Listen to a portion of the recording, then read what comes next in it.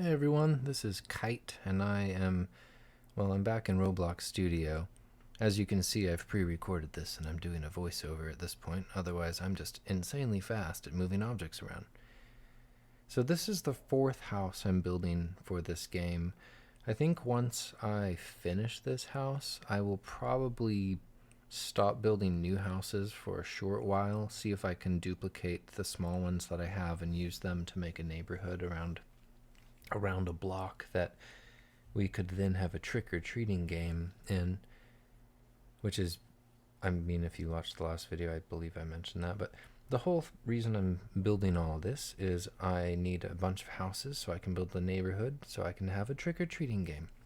I have about a month to build it. I don't really know how to make games, but I'm slowly learning how to use Roblox Studio and you know, routinely cheating and using ChatGPT to help me write scripts and such. So I want to make a game mainly at Bert's suggestion. I want a game about trick-or-treating, and he wants it to be kind of like a horror game. There's a lot of games on Roblox where there's multiple different endings and you get achievements for getting the different endings.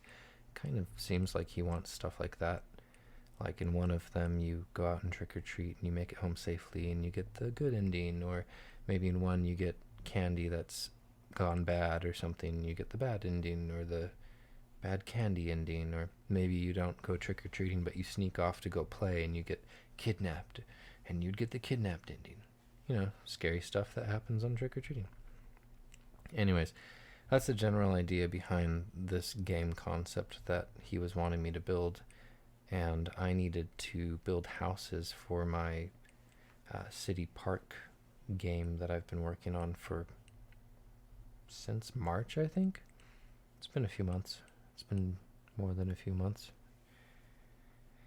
But anyways, I'm basing all of these houses that I'm building off of houses nearby the local park, so that when I am done building them for this, I can just copy and paste them into the other game and put them where they're supposed to go, and it'll make it feel more immersive. So anyhow, this is one of the bigger houses or bigger things I've ever built in Roblox Studio. At the moment, you're seeing the easy stuff. I'm putting in pillars and I'm trying to get them all spaced how they look in the Google Street View that I'm using to reference, using as a reference for this. There's the awning that goes over the entryway, and as you saw a little earlier, I just duplicated the entire first floor and nudged it up and moved stuff around. One thing that we're going to get to around the halfway point here is the roof. I'm really struggling with the roof, trying to get all of the angles and shapes to match up how they look in the pictures. It's not exactly working out quite yet. I'm trying to see what I'm doing. Everything's a little small. I periodically will reach a point in a build where I need a break, so I organize everything that I've done so far and name it.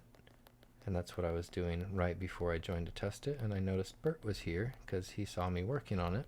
I guess when I'm live in Roblox Studio, it tells my friends on Roblox that I'm online. So he joined in and got to see the live updates of this awning I just put over, and I'm running around through things to see how it feels. So it was kind of neat to have him join in because he's not actually here right now. He's over at his mom's house. So yeah, this is what I had at this point. And then I think I took about 2 days off of building on this. I had other things that I was working on, and I just came back to it today and I worked on it for a full hour. So this segment is 1 hour sped up 6 times and then 2 more times. So it got down to like, I don't want to do the math in my head, but it came out to like 10 minutes, and then I sped it up a little bit more, and just to get the entire video down to 10 minutes. So yeah. At this point, I started putting in a roof. I just kind of wanted to be able to begin to imagine what the roof is supposed to look like. Obviously, I'm working from references, so I know what it's supposed to look like, but until I add some parts and start trying to shape them to what I know it's supposed to look like, I don't really know what to do.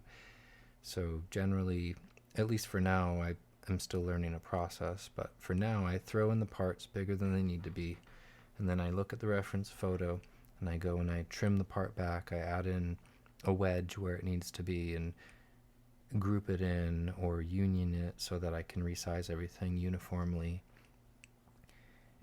I'm really just kind of making it up as I go. The main thing is remembering to anchor my parts so that when I play the game, they don't all just fall down like a house of cards. Although it can be kind of fun to watch it happen sometimes. Yeah. Right here I'm fighting with this little side. I'm assuming there's like a third story in the attic that has rooms of some sort, because these little overhangs look like extra space for a bedroom or to walk around. Maybe there's an office overlooking the park. Hard to say exactly, but it does seem like it would be a kind of picturesque room. Maybe in the future, when I'm not trying to build a trick-or-treating game, I can imagine what the insides of these houses would look like if you could go up there and look out the window across the park, maybe when the festival's in town, and see what all the rides look like. What I was doing there right at the beginning of that was I was using a wall to help me set the height for the roof, because before I was just eyeballing it, and I noticed that it looked far steeper in my build than it did in the pictures, so I figured I would at least use the wall as a guide. It looked like the top of the roof was twice the height of the walls, so I just stacked 2 walls on it, center aligned it to that floor, and then tried to use that to guide where the parts that I was using for the roof would align to. And here's where I start struggling with making triangles and getting them to be on the correct plane so that it makes sense that they are where they are. I'm experimenting by adding in triangles that match the angle of the roof and then trying to align them to each little wedge that I am then trying to put a roof piece onto.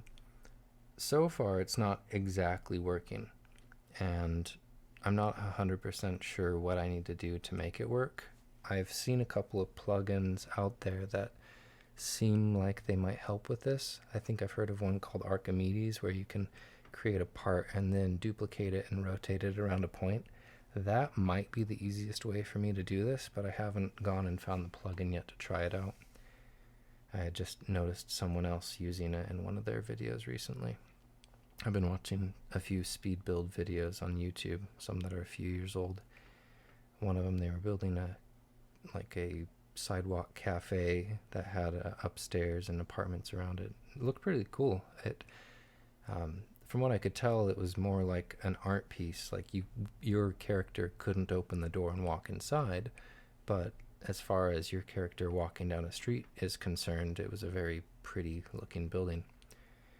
Now that I'm trying to build structures that your character can go inside of that make sense, understand fully, I think, why that person just makes art pieces and not the stuff that you can actually interact with as a character.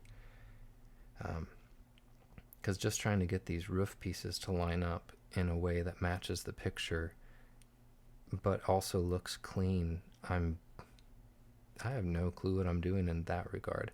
I don't exactly know how I want to pull it off or what tools I have at my disposal to do it.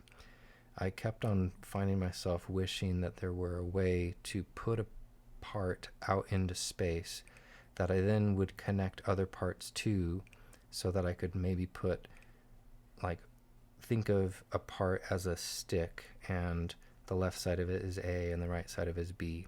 I want to attach A to the floating point up in space that would be the top of the roof, and B down to the edge of the wall that helps set the angle, and just kind of do that for 3 or 4 little segments of the roof so that they all are at the correct angle and they all meet up at the right point and they all have smooth transitions and there aren't weird little elevations from one part to the next, which is kind of what I have right now.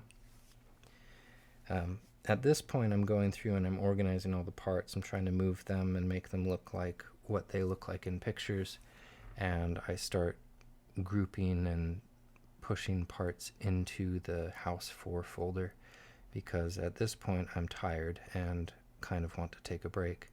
I noticed a few things that looked kind of easy to fix, like the top of this house has a square for some reason, or at least that's what it looks like from the street view pictures.